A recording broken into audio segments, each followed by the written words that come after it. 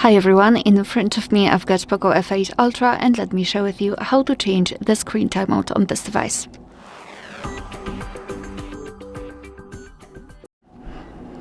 Alright, so let's begin with opening the settings, and here we have to scroll down to find the option lock screen.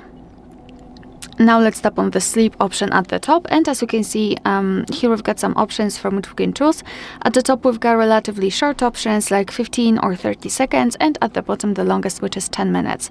So all you have to do is to tap on the option like to use. I'll pick 10 minutes, and as you can see it is immediately notified right here, which means that from now on, after 10 minutes of an activity, this device will black out. Alright, so that will be all. Thank you so much for watching. Please hit the subscribe button and leave the thumbs up.